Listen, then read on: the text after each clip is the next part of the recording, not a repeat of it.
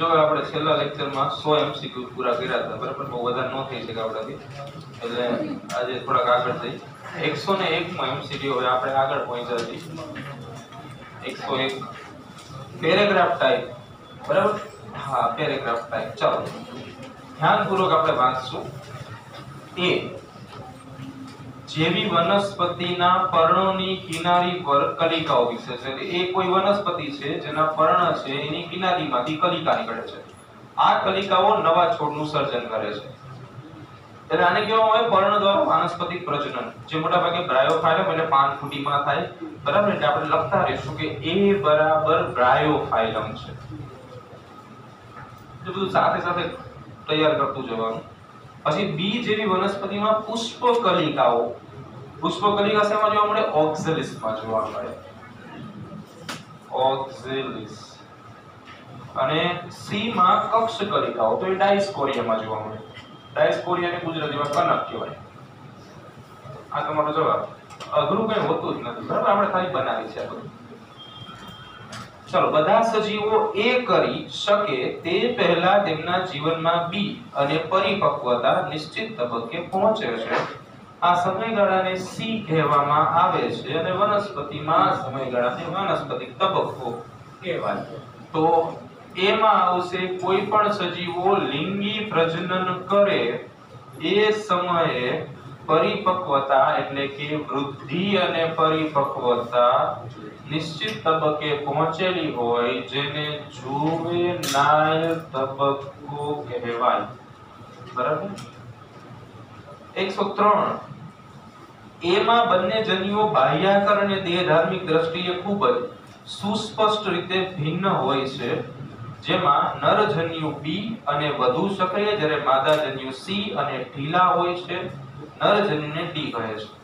તો પહેલા તમને કહે છે એ માં. હવે અલગ અલગ હોય એટલે એને વિષમ જન્યુ કહેવાય. બરાબર. એમાં નર જન્યુઓ ખાલી બી હોય છે. બી નો અર્થ એવો થાય નાના હોય, બરાબર, અને વધુ સક્રિય હોય. જ્યારે માદા જન્યુ સી જે છે એ મોટા હોય અને ઢીલા હોય. નર જન્યુને ડી એટલે કે ચલ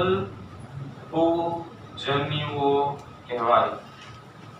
ચાલો છેલ્લો 104 એ બીજધારીમાં બી નો વિકાસ અંડકમાં થાય છે. ફલન સી પુષ્પના વજ્રપત્ર દળપત્રોને પુંકેસર ડી છે. તો સૌથી પહેલા આવૃત બીજધારી વનસ્પતિની અંદર વાત કરી છે, એટલે એ એટલે આવૃત. એમાં બી નો વિકાસ, બી એટલે યુગ્મનજ નો વિકાસ અંડકમાં થાય. ફલન સી એટલે ફલન પછી વજ્રપત્ર દળપત્રો ને પુંકેસર એટલે કે સ્ત્રીકેસર સિવાયના બધા જ ભાગો ખરી પડે છે. IQ for IS, Intelligent Questions for Intelligent Students. આનું પૂરું નામ છે. તમારા જેવા હોશિયાર, ટેલેન્ટેડ એન્ડ ધ માસ્ટરપીસ વિદ્યાર્થીઓ માટે બનાવેલા સ્પેશિયલ MCQ છે. ચાલો જોઈએ આમાં કેટલી મજા આવે એવું છે. 105 આરોપણમાં સાયનનું કામ શું છે? કાલે જ કરાયું હતું. પ્રરોહતંત્રનું નિર્માણ કરવાનું કામ કરે. શું કરે? પ્રરોહતંત્રનું નિર્માણ. એટલે જવાબમાં એ આવશે. 106 નીચેનામાંથી આરોપણનો સામાન્ય ઉપયોગ કઈ વનસ્પતિ માટે કરવામાં આવે છે? લીચી. હા, લીચીમાં સૌથી વધારે આરોપણ વપરાય, લીચી બનાવવા. 107 નીચેનામાંથી કઈ વનસ્પતિ પ્રકાંડ દ્વારા વાનસ્પતિક પ્રજનન કરે છે? શેરડી. શેરડી. નેક્સ્ટ 108 નીચેનામાંથી કયા વિકલ્પ સાથે સાયોન શબ્દ સંકળાયેલો છે? આરોપણ. 109 એક પિતૃમાંથી જનીનિક પ્રતિકૃતિ કઈ ક્રિયા દ્વારા મેળવાય છે? સ્વપરાગનયન. પરાગનયન એક પ્રકારનું લિંગી પ્રજનન છે, એમાં ક્લોન્સ ના મળે. પરપરાગનયન એ જવા દો. વાનસ્પતિક પ્રજનન આ જવાબ આવશે. અને સંકરણમાં આપણે લિંગી પ્રજનન જ કરીએ છીએ. 111 નીચેનામાંથી કઈ પદ્ધતિ અલિંગી પ્રજનનની નથી? જો કલમ, આરોપણ, કલિકા સર્જન અને સંયુગ્મન. પહેલા મિશ્રણમાં જોવા મળતી સંયુગ્મન પદ્ધતિ જવાબ આવશે. એ લિંગી પ્રજનન કહેવાય. પરાગાશય માટે કયો વિકલ્પ સાચો છે? ખરેખર આના પછીના પ્રશ્ન ચેપ્ટરનો પ્રશ્ન છે, છતાં આપણે જ્યારે તમે પેલું ચેપ્ટર જે છે એનું સ્વાધ્યાય જોશો ને, સ્વાધ્યાય જેવું વાંચવાનું NCERT નું બહુ કામમાં આવે એક માટે તો ગુજરાતી માટે. એમાં ખાલી જગ્યા હોય છે 5 છે કે આનો પ્રકાર એ આપણે નથી કરાય, બરાબર? એટલે મારી કોઈ ઇન્ટેન્સ નતો કે નો કરાવવાનું, પણ શું તમે બીજું ચેપ્ટર ભણશો ને તમને આપ મેળે આવડશે. અહીંયા જવાબ 2n કરી નાખો. થોડું તમને નો આવડે તમારો મોરલ ડાઉન થાય, બરાબર? જો કે અત્યારે તો બધા રાજી જ છો, પણ છતાં એવું આપણે નો કરાવે, બરાબર? લાગાતી મારા સિદ્ધાંતોમાં નથી આવતું. નેક્સ્ટ 112 નીચેનામાંથી માદા જન્યુજનક કયું છે? અંડક કહેવાય, કરોટિકા. 113 વાનસ્પતિક પ્રજનનમાં પિતૃપેઢીના લક્ષણો જળવાય, પિતૃઓ જેવા જ બાળ સજીવો બને. 114 મનુષ્ય ખાલી જગ્યા છે, એક લિંગી પ્રાણી છે, નર અને માદા બે અલગ અલગ સજીવોમાં હોય. નેક્સ્ટ બ્રાયોફાઇલમ એટલે કે પાનફૂટીમાં વાનસ્પતિક પ્રજનન શેના દ્વારા થાય છે? પર્ણ દ્વારા, બરાબર? ઓગરા MCQ. બટાટામાં વાનસ્પતિક પ્રસર્જન અથવા પ્રજનન શેના દ્વારા થાય છે? ગ્રંથિ, ટ્યુબર કહેવામાં આવે. વાનસ્પતિક પ્રજનન કરતો છોડ કેવો હોય છે? જનીનિક રીતે સમાન. કેવો હોય? જનીનિક રીતે સમાન. ભ્રૂણપુટ શેમાં જોવા મળે છે? બીજાશયમાં. જો હવે તમને થોડીક આપણે માહિતી આપી દીધી કે કોઈ પણ વનસ્પતિનું બીજાશય હોય. ફોર એક્ઝામ્પલ ધારી લો કે આ એક બીજાશય છે. તમે ચેપ્ટર નથી ભણ્યા એટલે થોડુંક એવું લાગશે તમને, પણ જરાય ચિંતા ન કરો, તમે ભણશો એ ચેપ્ટર. એની અંદર આવી એક રચના આવેલી હોય જેમાં ઉપરની બાજુએ 3 કોષો હોય, વચ્ચેની બાજુએ 2 કોષો હોય અને નીચેની બાજુએ બીજા 3 કોષો હોય. આ રચનાને ભ્રૂણપુટ કહેવાય. આની ફરતેની બાજુએ ખોરાક સંગ્રહી રચના આવેલી હોય જેને પ્રદેહ કહેવાય અને એની ફરતે અંડકાવરણો આવેલા હોય.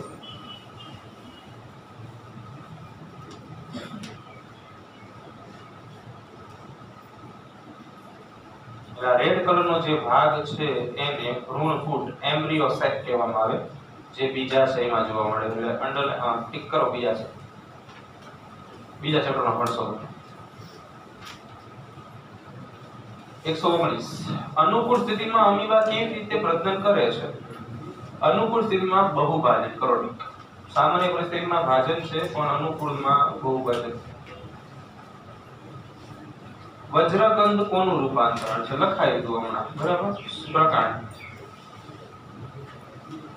જે વનસ્પતિ કોષ પુનઃ સર્જન દ્વારા નવા છોડનું નિર્માણ કરવાની ક્ષમતા ધરાવે છે એને શું કહેવાય? IMCQ ટિક કરજો. સંપૂર્ણ ક્ષમતા કહેવાય. શું કહેવાય? સંપૂર્ણ ક્ષમતા. અને આગળ થોડી જગ્યા હોય ને તેમાં આ વ્યાખ્યા લખી નાખજો, બરાબર? ખૂટેલો ભાગ બનાવવાની વૃદ્ધ સંપૂર્ણ ક્ષમતા કહેવાય. બહુ અઘરો પ્રશ્ન છે. હાઇડ્રા કેવી રીતે અલિંગી પ્રજનન કરે છે? મને નથી આવડતું, તમે સોલ્વ કરી નાખજો, બરાબર? કલિકા સર્જન જવાબ આવશે, હું કહીશ નહીં પણ કોઈ તમને. ચાલો નેક્સ્ટ 123મો પ્રશ્ન. હા, એમાં અવખંડને જવાબ આપ્યો છે, બરાબર? એટલે અવખંડને ભૂસી અહીંયા કલિકા સર્જન આપ્યું છે ને, કોષ્ઠન કરી નાખો.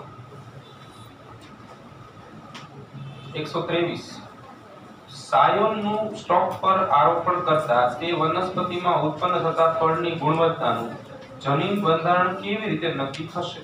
જો શબ્દ સમજો. આપણે કાલે જ ભણાવ્યું હતું, બરાબર? તમને કદાચ યાદ હશે. તો જે આધાર આપે એને આપણે શું કહીએ છીએ? સ્ટોક. અને જેને આપણે આરોપિત કરીએ એને આપણે શું કહીએ છીએ? સાયોન. તમને પ્રશ્ન એવો પૂછે છે કે ફળ, હવે ફળ ક્યાંથી ઉત્પન્ન થાય? જમીનમાંથી કે હવામાંથી? હવામાંથી. એટલે ફળ ટૂંકમાં અહીંયા પ્રરોહતંત્રમાંથી ઉત્પન્ન થાય. આ પ્રરોહતંત્રનો એક ભાગ છે ફળ. તો એ કોની ઉપર આધાર રાખે? બસ જવાબ ટીક કરી નાખો, સાયોન. બેક્ટેરિયામાં અલિંગી પ્રજનન કેવી રીતે થાય છે? તો અંતઃ બીજાણુના નિર્માણ દ્વારા. બહુ રેર કેસમાં પ્રક્રિયા જોવા મળે બીજાણુમાં, બરાબર? નીચેનામાંથી કઈ વનસ્પતિ પર્ણ દ્વારા વાનસ્પતિક પ્રજનન કરશે? આ પણ બહુ અઘરો પ્રશ્ન છે જે મને નથી આવડતો. પાનફૂટી જવાબ ટીક કરી નાખો. ફુદીનો આ એક બહુ અઘરો છે, બરાબર. અધોભૂસ્તારી કરી નાખો. જળ શૃંખલામાં વાનસ્પતિક પ્રજનન શેના દ્વારા થાય છે? આ તો બહુ અઘરો છે, એમ્સ માં પૂછાણો તો ભૂસ્તારિકા. નેક્સ્ટ, નીચેનામાંથી કઈ જોડ અસંગત છે? બરાબર. એમાં જળ શૃંખલા વીરો આવશે, વીરો હંસરાજમાં જોવા મળે, એ અસંગત છે. ચોથો વિકલ્પ. બટાટા પર જોવા મળતી આંખ એ શું છે? અગ્રકલિકા છે. શું છે? ચાલો next, questions from CBSE PMP central board અને પ્રીએમ્પટી એટલે કે pre model entrance test for all state કે જેનું બીજું નામ AIPMT હતું, all India pre model entrance test. અમે જ્યારે અભ્યાસ કરતા હતા એ સમયની વાત છે, અમારે જમાને મેં. હા, પછી શું થયું કે તમે બધા એટલા નસીબદાર અને બહુ સારા એવા નસીબ લઈને આવ્યા છો એટલે AIPMT ચાલી ગઈ, એટલે વહી ગઈ. કરેક્ટ. અને હા, મારી જેમ વાહ ભાઈ બંધ જબ બેજતી. અને નીટ આવી ગઈ. બરાબર, સમયની વાત છે, કઈ વાંધો નહીં. 130 માં MCQ જોઈએ. આ MCQ થોડા ટફ હશે એવું આપણે જાણીએ, એવું આપણે ધારી લઈએ. બરાબર. ગર્ભના વિવિધ વિસ્તારોમાં બાહ્યાકાર વિદ્યા અને કાર્યની દ્રષ્ટિએ કોષો ફેરફાર દર્શાવે છે. આ પ્રક્રિયા કયા કારણથી જોવા મળે છે? તો એમાં વિભેદન જવાબ આવશે. શું આવશે? વિભેદન. વિખંડન દરમિયાન કોષો માટે શું સાચું છે? તો કોષ કેન્દ્ર અને કોષ રસનો ગુણોત્તર બદલાતો નથી, અહીં બદલાય છે. કોષનું કદ વધતું નથી, આ જવાબ આવશે. કોષનું કદ નથી વધતું, પણ કોષો જે છે ને ભેગા મળીને પેશીઓ બનાવવા લાગે છે. 132, ટેલોલેસ્થિયલ ઈંડા. ઈંડાનો એક પ્રકાર છે, એમાં જરદી દ્રવ્ય જોવા મળે છે. ક્યાં જોવા મળે છે? તો અંડકોષમાં એક બાજુ ઉપર. આ ઉદાહરણ તરીકે અંડકોષ હોય તો એની અંદર જરદી જે છે એ કેવી રીતે આવેલી હોય આપણે એની વાત કરીએ. આ સામાન્ય પ્રવાહી, જેને ઉલ્વ પ્રવાહી પણ કહી શકાય, આ ભાગમાં જરદી જોવા મળે.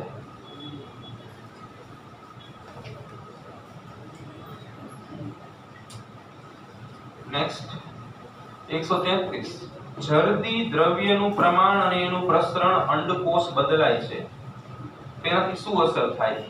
વિખંડન પદ્ધતિ. જેથી જરદી અને પ્રમાણમાં ભાગ હોય વિખંડન પદ્ધતિને બદલે. ઈંડામાં વિખંડનનો પ્રકાર ખાલી જગ્યા દ્વારા નક્કી થાય છે, તો કે જરદી દ્રવ્યના પ્રમાણ અને વહેંચણી. 135, નીચેના પૈકી કઈ પ્રક્રિયાઓ કોષીય DNA ની સંખ્યામાં ફેરફાર સાથે સંકળાયેલ છે? બીજાણુનું અંકુરણ. બીજાણુઓ કોષોની સંખ્યા જેટલા જ હોય, કોષ રસના વિભાજનમાં કોઈ જ ફેર ન પડે. ફલન, હા, આમાં બે ઘટકો જોડાય એટલે જન્યુઓની સંખ્યા, રંગસૂત્રોની સંખ્યા બદલાય. ગર્ભકોષ્ઠમાં પણ કોઈ જ ફેર નહીં પડે એટલે જવાબ આવશે ફલન. 136, બસ થોડાક જ MCQ છે, પછી પૂરું થઈ જશે. કોષોની અનિશ્ચિત વૃદ્ધિ એ ખાલી જગ્યાનું લાક્ષણિક વલણ છે. પેશીય સંસ્કરણના કોષો ચેપ્ટર 9 માં ભણશો. બહુકોષીય વિભાજન, ઘણા બધા કોષોનું વિભાજન. એક કોષીય સજીવો કે ગર્ભ, જવાબ આવે ગર્ભ. બરાબર, એમાં સતત વિભાજન થાય એટલા માટે. પુનઃ સર્જન દરમિયાન એક અંગમાંથી બીજા અંગના નિર્માણને શું કહેવાય? એપીમોર્ફોસિસ. એપીમોર્ફોસિસ.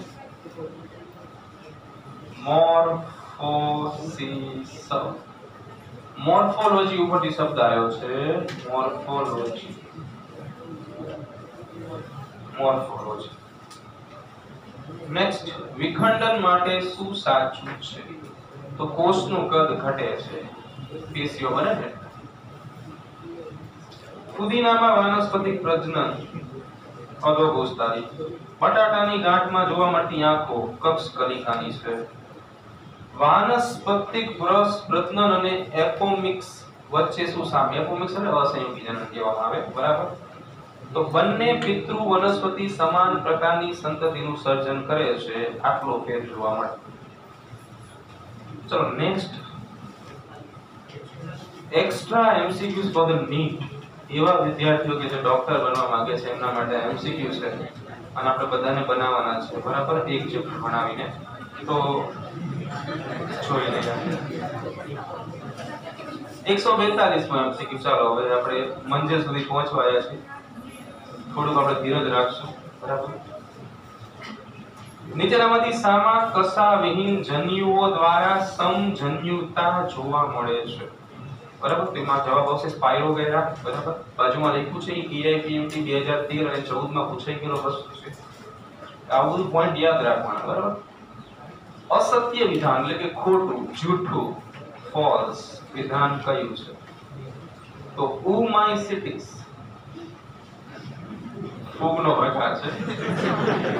એમાં માદા જન્યુ નાના અને ચલિત તથા નર જન્યુ મોટા અને અચલિત હોય છે, બરાબર.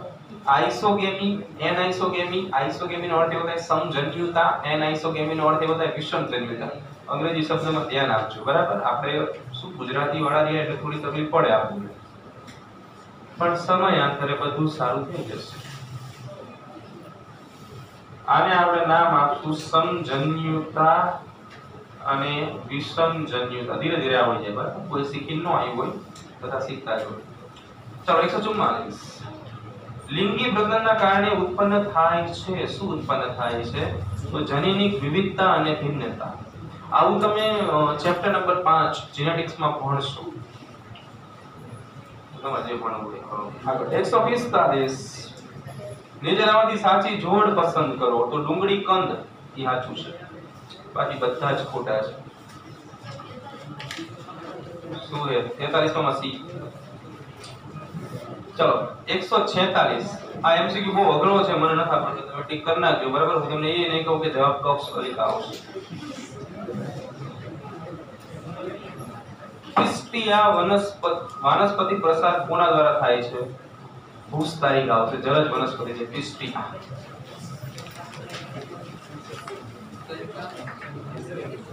148. ઉગેમીમાં પતનમાં શું ભાગ ભજવે છે? ઉગેમી એમાં મોટા અચલ માદા જન્યુ અને નાના ચલ નર જન્યુ એ ભેગા થઈને અંડક બનાવે ને ઉગેમી કહેવામાં આવે. બીબીબી બીજો જવાબ આવશે. 149. પુનઃસર્જન દરમિયાન એક અંગમાંથી બીજા અંગના નિર્માણની ક્રિયાને એક વખત રિપીટ થઈ ગયો છે ભાઈ, એપિમોર્ફોસિસ કરો. આ તમને લખાયું છે, મેં કીધું તમે આગળ લખી નાખજો, મારી વાત જ નથી માનતા. ડિંભમાંથી પુખ્ત પ્રાણી બનવાની ક્રિયા મેટામોર્ફોસિસ. આ પણ આગળ લખશું આપણે થિયરીમાં, મેટામોર્ફોસિસ.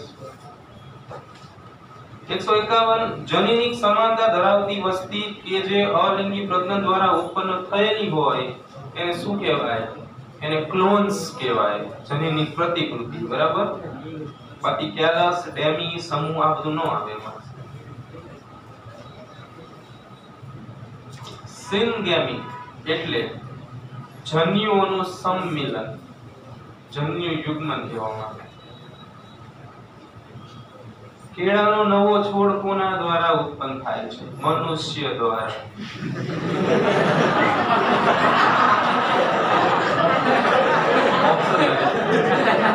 બીજો જવાબ અગો પૂછતા है.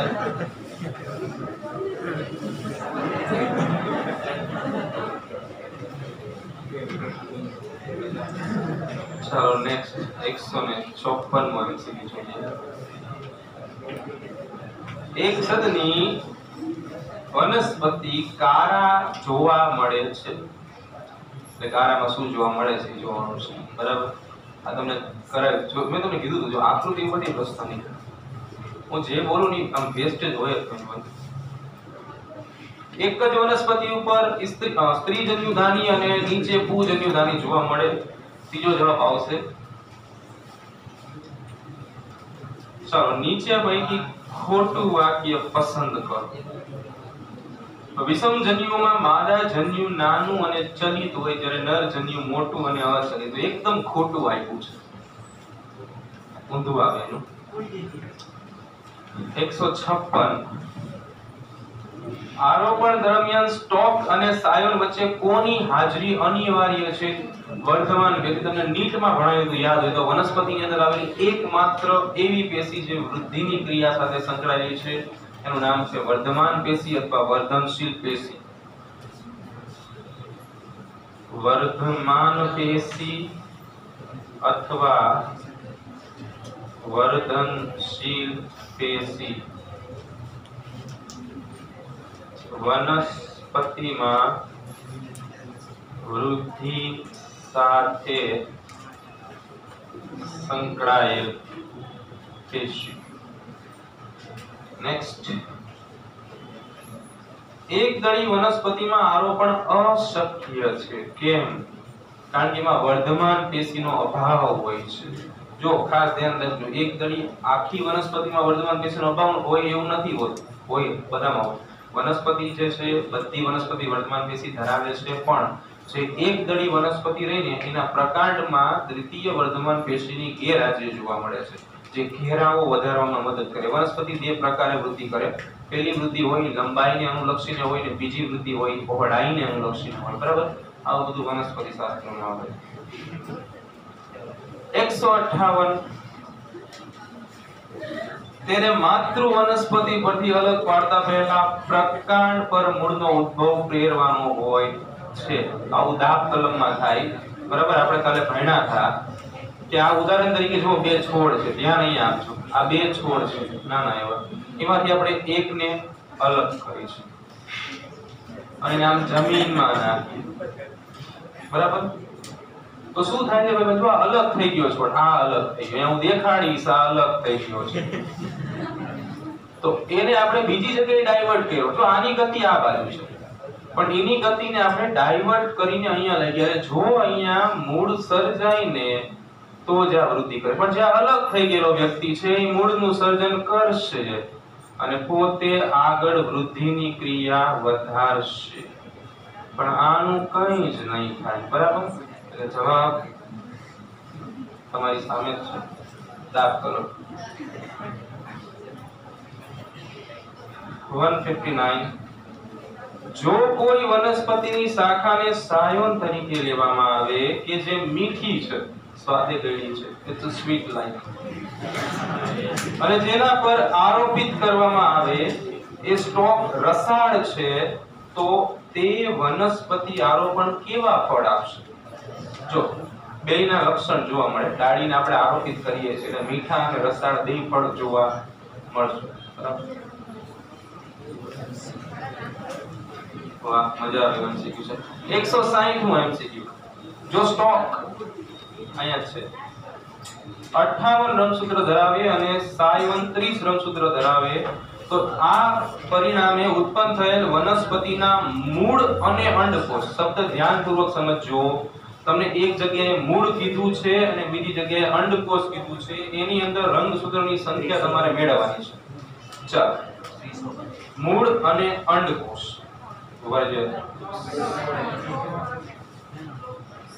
સ્ટોકમાં 58 અને આમાં 30. ચાલો, મૂળ જે છે ને એ સ્ટોકમાંથી ઉત્પન્ન થાય, અને મૂળ જે છે એ વનસ્પતિનો દૈહિક ભાગ છે, એટલે આટલા જ રંગસૂત્ર હોય, એટલે મૂળમાં આવશે 58 રંગસૂત્ર.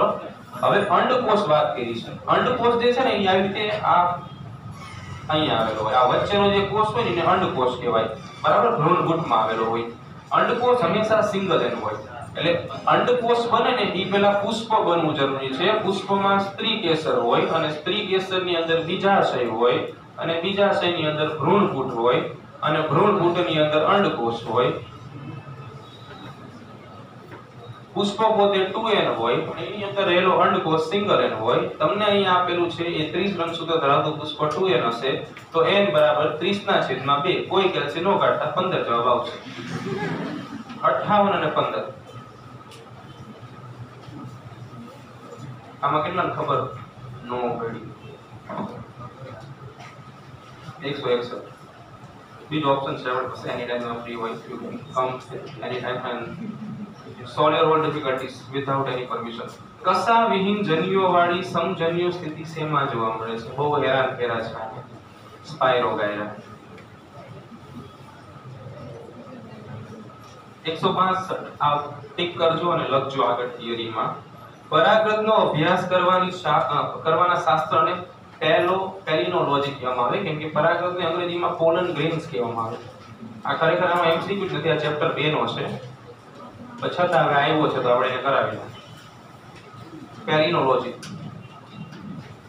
વનસ્પતિની બીજાણુજનક અવસ્થામાં પરિપક્વતા ક્યાં જોવા મળે છે વાત બીજાણુજનક અવસ્થા કીધી છે તો બીજાણુજનક અવસ્થામાં પરિપક્વતા બીજાણુ પર્ણોમાં જોવા મળે એટલે સી 164 વાનસ્પતિક પ્રજનન અને એપોમિક વચ્ચે શું સામ્યતા છે તો બંને પિતૃ વનસ્પતિ સમાન સંતતિ ઉત્પન્ન કરે છે રિપીટ ક્વેશ્ચન છે બરાબર દ્વિકીય માદા છોડ અને ચતુષ્કીય નર છોડનું ફલન કરાવવામાં આવે તો ભ્રૂણ કોષની પ્લોઇડ અહીંયા લખી નાખો ચેપ્ટર 2 જે કોઈ વ્યક્તિ ચેપ્ટર 2 લે એમની પાસે તમારે સોલ્વ કરાવવાનું રહેશે બરાબર છે કેમ કે મને ચેપ્ટર નથી આવડતું 166 નીચેનામાંથી કઈ જોડની બંને વનસ્પતિ પર્ણ દ્વારા વાનસ્પતિક પ્રજનન કરશે એક વાત તો જે ઓપ્શન નીચે લાઈન થઈ છે જવાબ છે બ્રાયોફાઇલમ અને કેરાન્કોએ બરાબર છે 167 સંયોજનનું સ્ટોક પર આરોપણ કરવામાં આવે છે ઉત્પન્ન થતા ફળની ગુણવત્તાનો જનીન પ્રકાર શાના ઉપર આધાર રાખે છે આ હવે ખબર છે બરાબર એનાટ્રોપસ આરોપિત ઘટક ઉપર આધાર રાખે છે